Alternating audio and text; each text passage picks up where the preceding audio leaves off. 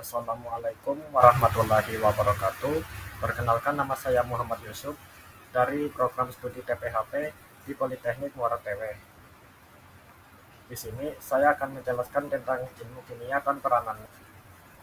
Ilmu kimia adalah ilmu pengetahuan yang mempelajari tentang materi, meliputi susunan, struktur, sifat, dan perubahan materi, serta energi yang menyertainya. Adapun ruang lingkup ilmu kimia terbagi menjadi 5 bagian, yaitu 1. Susunan materi. Susunan materi adalah pengelompokan materi yang ada di dalam ilmu kimia seperti unsur, senyawa, dan campuran. 2. Struktur materi. Struktur materi adalah suatu gambaran tentang ikatan yang terjadi antar atom hingga terbentuklah molekul unsur, molekul senyawa, maupun ion. 3. Sifat materi. Sifat materi adalah bagian dari ilmu kimia yang membahas tentang sifat-sifat kimia pada suatu zat. 4. Perubahan materi. Perubahan materi adalah suatu perubahan sifat pada suatu zat atau materi menjadi zat lainnya, baik menjadi zat baru maupun lama. 5. Energi yang menyertai perubahan materi. Ruang lingkup ini menyangkut banyaknya energi yang menyertai sejumlah materi dan asal-usul energi tersebut. Setiap perubahan materi selalu disertai dengan perubahan energi. Manfaat kita belajar ilmu kimia diantaranya yaitu 1. Mengoptimalkan industri pertanian dan pangan. Dalam industri pertanian dan pangan, ilmu kimia memiliki peranan yang penting dalam meningkatkan hasil produksi dan panen. Hal ini tidak terlepas dari ilmu kimia yang dapat menciptakan pupuk. 2. Memahami fenomena alam. Aktivitas manusia setiap harinya memang tidak bisa terlepas dari proses kimia, mulai dari bangun tidur hingga akhirnya tidur kembali. Semua itu berkaitan erat dengan ilmu kimia. Contohnya, manusia bernapas dan terkena sinar matahari adalah bagian dari aktivitas kimia. Manfaat yang ketiga, belajar kimia adalah dapat mengetahui proses perubahan zat dan reaksi kimia. 4. Mengembangkan ilmu farmasi dan obat. Dalam industri kesehatan dan kedokteran, ilmu kimia juga dapat membantu terciptanya berbagai obat-obatan yang berkualitas. 5. Meningkatkan kesadaran menjaga lingkungan. Penerapan ilmu kimia tak hanya memberi dampak positif, tapi juga negatif. Dengan belajar ilmu kimia, maka seseorang bisa mengetahui dampak dan mitigasi dari penggunaan bahan-bahan kimia tersebut. Dengan begitu, maka kesadaran menjaga lingkungan bisa tetap terjaga.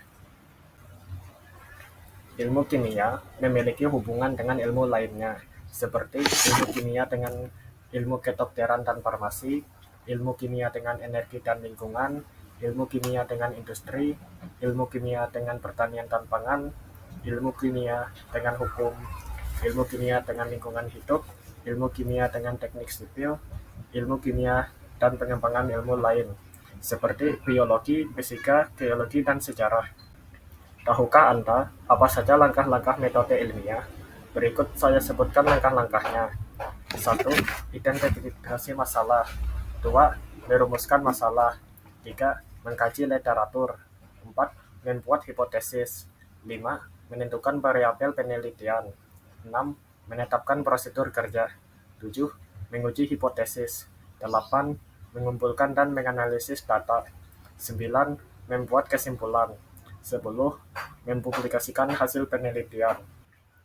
Cara mempetakan antara unsur, senyawa, dan campuran dapat dilihat dari perbedaan penyusunnya, sifat, proses pembentukan, perbandingan massa, dan cara pemisahannya. Penyusun unsur hanya terdiri dari satu jenis atom. Senyawa disusun oleh 2 atau lebih unsur, sedangkan campuran disusun oleh beberapa unsur atau beberapa senyawa. Sifat unsur terbagi menjadi 2 bentuk, yakni unsur non-logam dan unsur logam. Sifat senyawa berbeda dengan unsur-unsur penyusun senyawa, sedangkan sifat unsur campuran sesuai dengan sifat unsur-unsur penyusun campuran masing-masing. Proses pembentukan unsur adalah saat zat tunggal yang tidak dapat dibagi lagi, lalu diuraikan menjadi zat lain dengan reaksi kimia. Proses pembentukan senyawa terbentuk melalui reaksi kimia, sedangkan proses pembentukan campuran terbentuk melalui perubahan fisika, bukan melalui reaksi kimia. Perbandingan massa unsur selalu tetap, walaupun berasal dari daerah-daerah yang berbeda dan dibentuk dengan cara yang berbeda. Perbandingan massa unsur-unsur penyusun senyawa tetap dan tertentu, sedangkan perbandingan massa zat penyusun campuran tidak tentu. Cara pemisahan unsur melalui proses zat yang tidak bisa diuraikan menjadi zat yang lebih sederhana dengan proses kimia biasa. Cara pemisahan senyawa melalui proses kimia, sedangkan cara pemisahan campuran melalui proses fisika.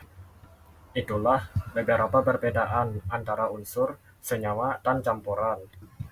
Sekian penjelasan saya tentang ilmu kimia dan peranannya dari beberapa referensi yang saya ambil. Sekian dan terima kasih.